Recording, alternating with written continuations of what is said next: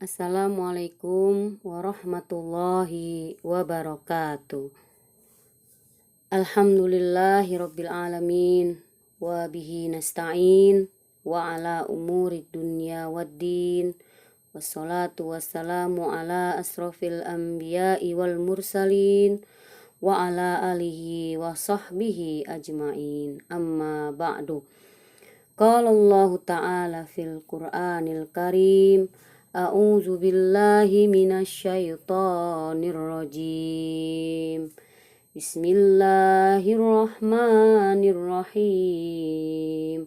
Wadduha wal laili idza saja, ma wadda'aka rabbuka wa ma qala, walal akhiratu khairul laka minal ula, wala sawfa yu'tika rabbuka fatarda. Sadaqallahul azim. Alhamdulillah, akhirnya kita bisa berjumpa lagi pada pertemuan kali ini. Mudah-mudahan sahabat-sahabatku semua, sister dan brother dalam keadaan sehat walafiat.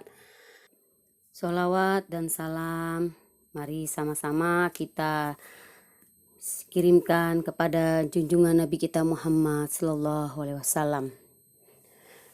Baiklah, sahabat-sahabatku sekalian, pada pembahasan kali ini saya akan membahas tentang atau menyampaikan tentang apa sih manifestasi dari sholat duha, ya.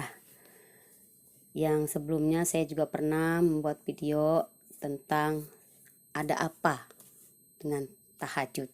Nah, ini saling berhubungan ya, saling berkaitan atau dibilang sahabat karib duha dan tahajud.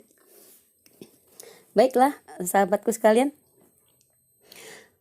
mungkin sebagian besar umat Islam tuh sudah tahu ya, tidak asing lagi dengan yang namanya sholat duha ya. Ada yang tahu dan mengerjakan ya.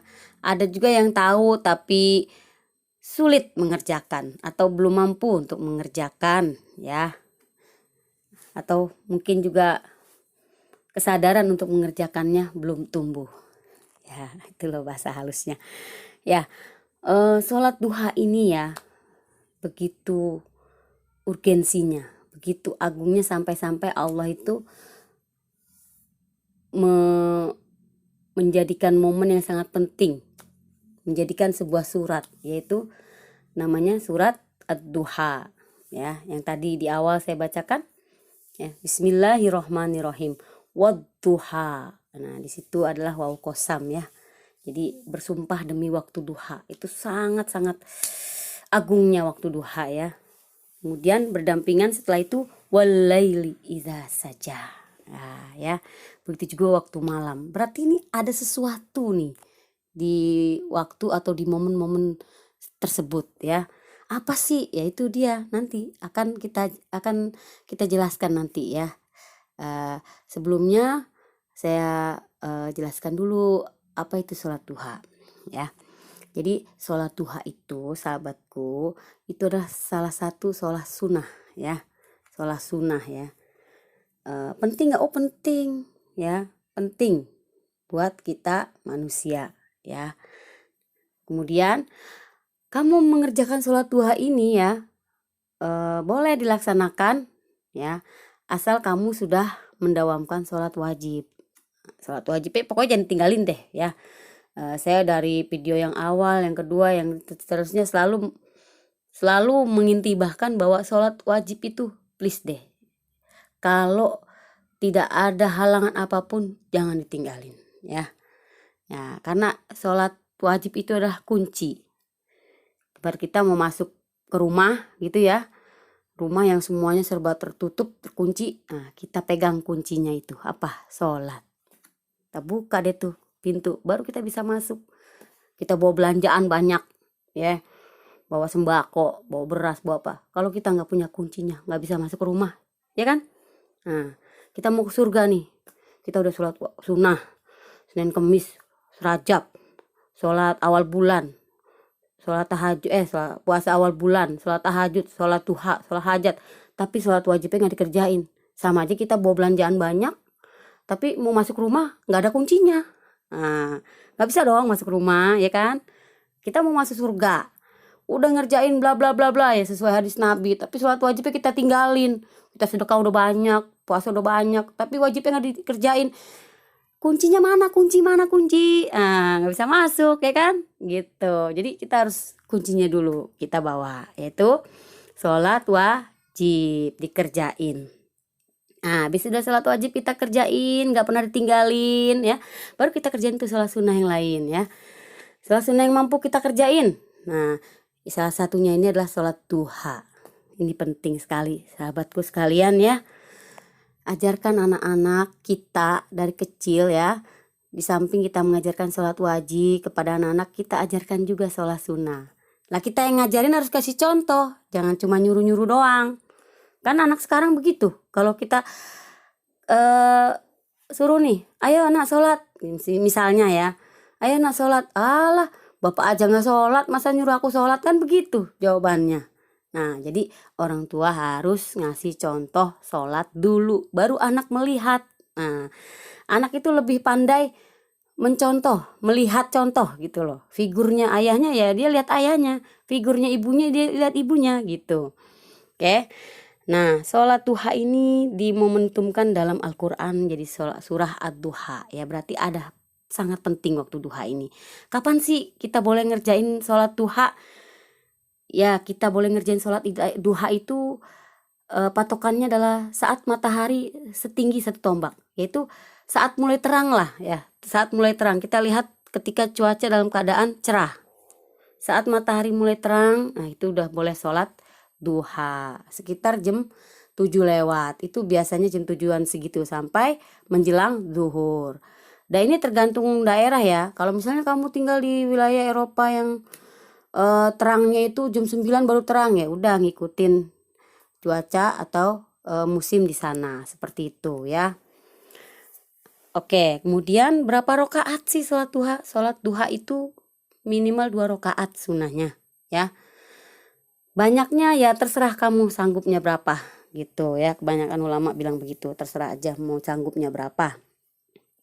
Yang penting Allah itu suka kamu ngerjain itu, sesuatu itu yang rutin walaupun sedikit gitu loh. Cuman harus diingat ini sholat sunnah ya. Jangan sampai dipaksa-paksain harus rutin setiap hari, enggak. Ya, dalam seminggu kamu tinggalin 2 hari atau sehari juga nggak apa-apa ya. Karena Rasulullah juga begitu. Biar umatnya tidak merasa terbebani ini wajib, jadi beliau pun meninggalkannya seharian atau 2 hari gitu ya, seperti itu.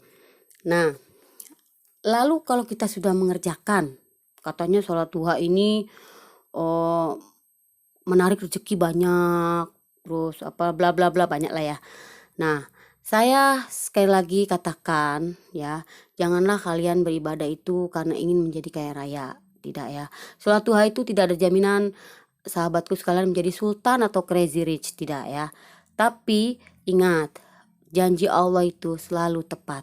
Allah tidak pernah mengingkari janji-janjinya ya.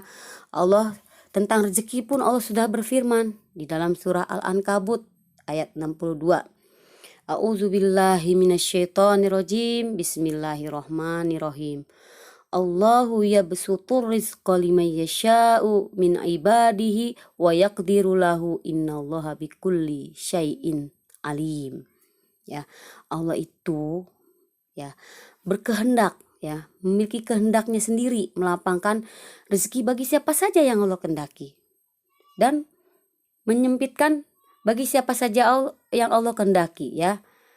Nah, bagaimana kita biar memperoleh keridhaan Allah agar Allah melapangkan rezeki kita? Yaitu salah satunya adalah kita menjalankan ibadah yang Allah anjurkan dalam Al-Quran, yang dianjurkan oleh Nabi Muhammad SAW. Nah, itu adalah janji Allah gitu loh ya. Jadi rezeki itu kan saya sudah terangkan di video sebelumnya. Makna dari rezeki itu ya banyak sekali ya. Kelimpahan-kelimpahan yang ada di alam semesta ini adalah merupakan rezeki dari Allah Subhanahu wa taala. Termasuk kita diberi kemudahan-kemudahan ketika dalam kesulitan, kita dibantu oleh Allah ketika dalam kesempitan, kesedihan, kita diberikan ketenangan.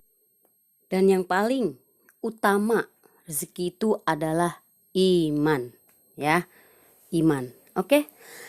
Baiklah sahabatku sekalian. Lalu apa sih kalau kita sudah mengerjakan sholat duha nih ya, kita sudah terbiasa, apa sih manifestasinya dari duha ya? Pertama sekali adalah sahabatku, manifestasi dari sholat duha itu akan menambah keimanan dalam diri seseorang ya. Bagaimana bisa dilihat akan menambah keimanannya? Kan nggak bisa dilihat keimanan itu. Emang keimanan itu tidak bisa dilihat oleh mata kita sendiri, oleh kasat mata, tapi bisa dirasakan dengan apa? Dengan ketenangan batin. Nah, ketenangan batin itu juga akan terpancar dari sikapnya yang tenang, menguatkan jiwa, ya. Karena kehidupan ini itu tidak lepas dari ujian. Orang mukmin itu hidupnya selalu diuji oleh Allah. Karena apa? Karena untuk naik kelas. Setiap naik kelas dia diuji lagi. Lolos naik kelas lagi. Lolos naik kelas terus begitu. Ya. Nah, itu untuk menguatkan jiwa kita. Ya, ketika kita ditimpa kesulitan-kesulitan, maka kita akan selalu yakin dalam hati, innalillahi wa inna ilaihi rojiun. Kita akan kembalikan kepada Allah, ya. Menambah keimanan adalah sebagai muraqabah, lebih dekat lagi kepada Allah. Lebih dekat lagi, ya itu ya. Itu yang kita rasakan ketika bertambahnya iman, itulah yang kita rasakan, ketenangan, kekuatan jiwa, ya, lebih dekat lagi kepada Allah. Karena manusia itu kan kita sebut juga ada seorang ulama juga mengatakan bahwa manusia itu mikrokosmos, ya kan?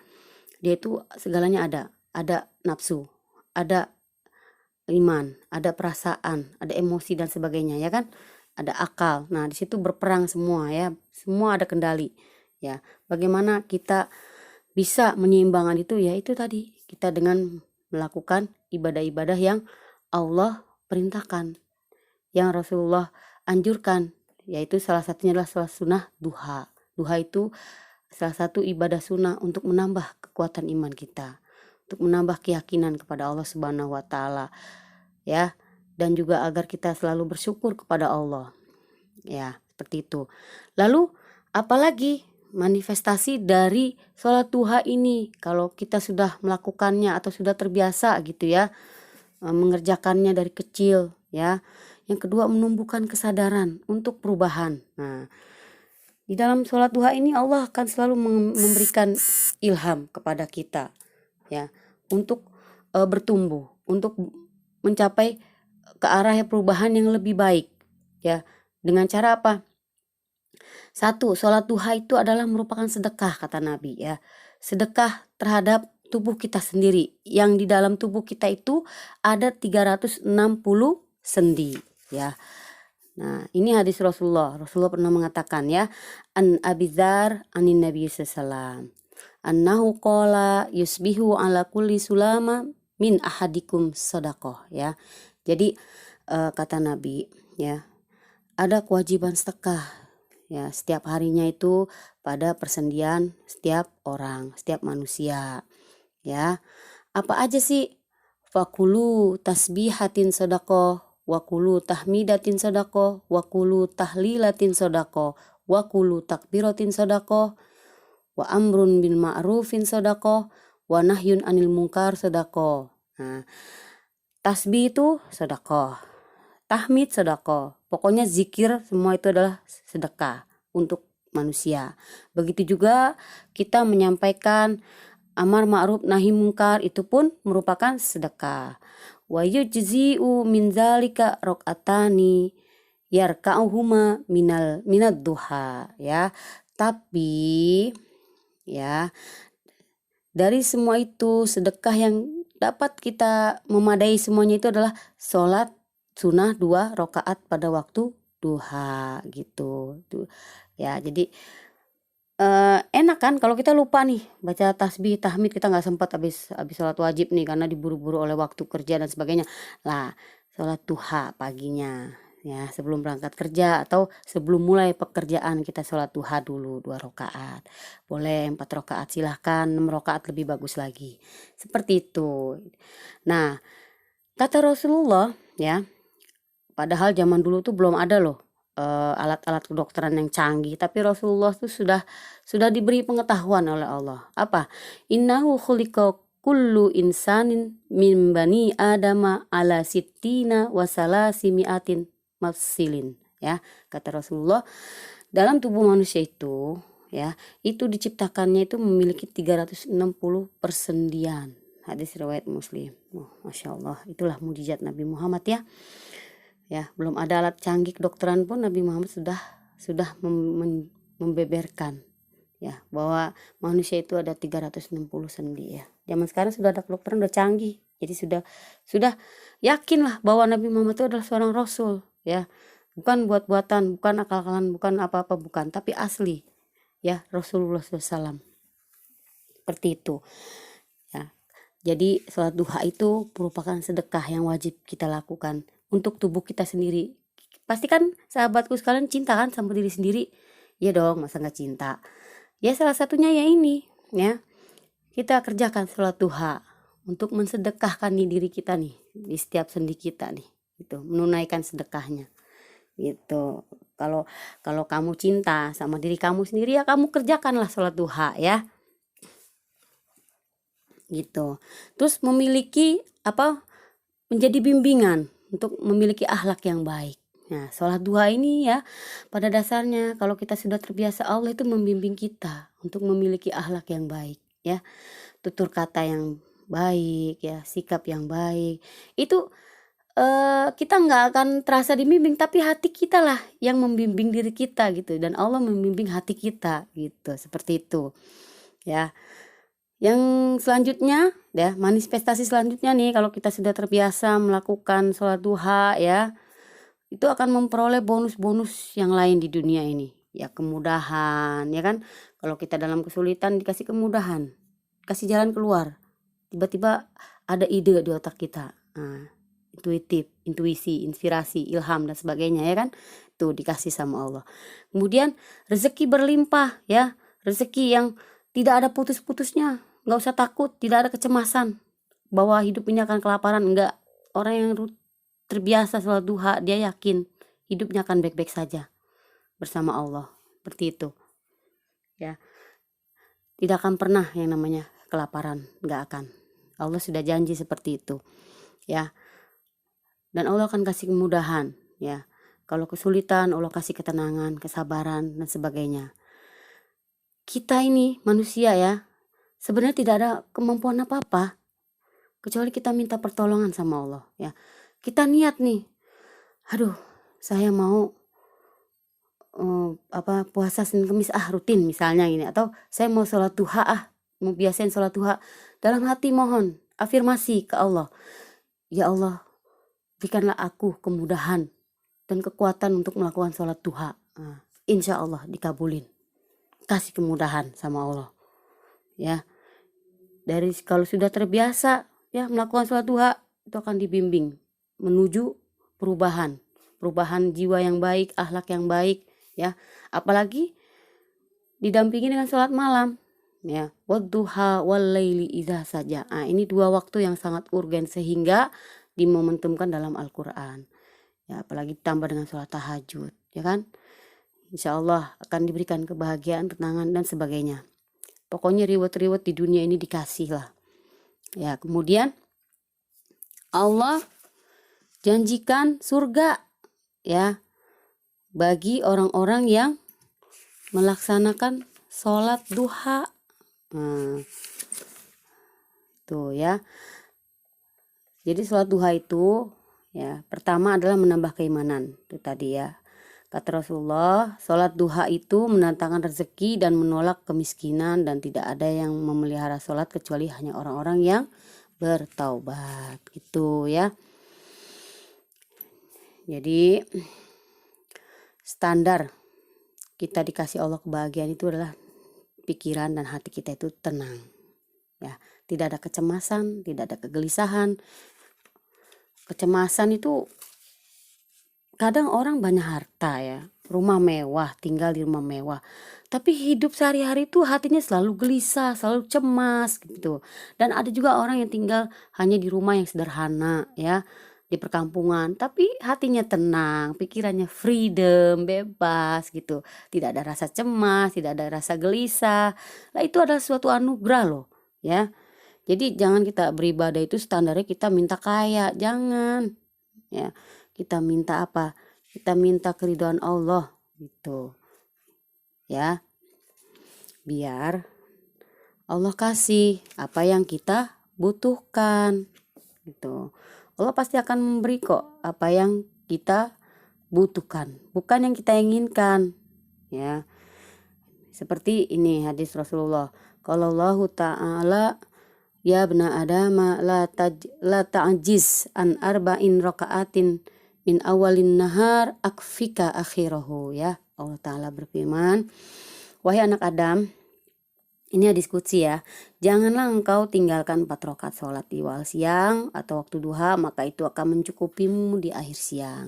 Jadi insya Allah orang yang sering melakukan sholat duha, dia akan dicukupkan rezekinya selama sehari itu ya, dari pagi sampai pagi lagi, seperti itu. Allah akan memberikan cukupan sebagaimana firman Allah dalam Al-Quran surah Ad-Duha ayat 8, wa wajadaka ailang fa'agna. Ya, dan dia mendapatimu sebagai seorang yang kekurangan lalu dia memberikan kecukupan, ya. Arti cukup itu ya, pas kita memang nggak pengen apa-apa nih misalnya nih, tapi ada kebutuhan yang kita kadang nggak ngerti loh, kadang kita nggak tahu kita butuh ini, tapi Allah tiba-tiba ngasih gitu. Misalnya kok tiba-tiba Allah itu memudahkan kita untuk membeli kendaraan gitu. Oh mungkin udah butuh, ternyata emang butuh, kepake gitu kan. Ya buat dibisnisin atau buat perluan sekolah atau buat kerja dan sebagainya. Pokoknya Allah selalu memberikan apa yang kita butuhkan gitu. Bukan apa yang kita inginkan gitu loh. Karena seorang menginginkan ini malah nggak dikasih-kasih. Ketika tidak menginginkannya malah dikasih. Karena Allah tahu itu kebutuhan kita gitu. Bukan keinginan ya. Oke, dan saya kasih tahu lagi dan saya jelaskan lagi ya bahwa rezeki yang paling utama itu udah iman ya, ketenangan jiwa, ketenangan batin. Kalau bahasa kerennya sekarang mindfulness. Nah, banyak loh orang-orang yang sudah kenyang dengan kenikmatan dunia, dia cuma ingin cari ketenangan, ditinggalinnya semua yang kesenangan-kesenangan itu. Nah, itulah tadi ya manifestasi dari sholat duha ya. Kalau kita sudah terbiasa melakukannya itu tidak akan sulit, ringan kok ya. Dan Allah itu sangat suka pekerjaan yang rutin walaupun sedikit ya. Maksudnya ini kan sunnah, jadi nggak usah tiap hari juga nggak apa-apa, tapi kita rutin ngerjain gitu. Ya, kan enak loh, kita mau masuk ke rumah nih, kita udah megang kuncinya, sholat wajib kita udah nggak pernah tinggalin lah ya. Kita udah megang kunci, tinggal mau bawa apa nih ke dalam rumah. Kan kita pengennya bawa bawaan yang banyak gitu ya. Udah, kita kerjakanlah sunnah-sunnah yang lain ya. Puasa kek, sedekah kek, sholat ya. Yang sholat yang sangat urgensi adalah sholat duha ya kan. Sholat duha, sholat malam seperti itu. Oke, tadi sudah saya jelasin ya, ada 3 manifestasi yang dapat kita peroleh kita apabila kita membiasakan sholat duha ya kan. Dan dari 3 itu banyak sekali nanti yang akan kita rasakan ya. Hanya orang yang mengerjakan sholatlah akan merasakan. Dari situ nanti akan timbul keyakinan dan keimanan akan bertambah. Baiklah sahabat-sahabatku sekalian, sister dan brother ya, sampai sini dulu pembahasan video kali ini. Semoga bermanfaat. Kurang lebihnya saya mohon maaf ya. Sebaik-baiknya ilmu pengetahuan hanya Allah semata ya. Silakan kalau sahabatku sekalian senang dengan video atau pembahasan atau kajian kita, silakan di like, share ya, dan komen, dan jangan lupa subscribe ya. Terima kasih kalau sudah subscribe. Mudah-mudahan kita bisa berjumpa lagi pada video selanjutnya. Wassalamualaikum warahmatullahi wabarakatuh.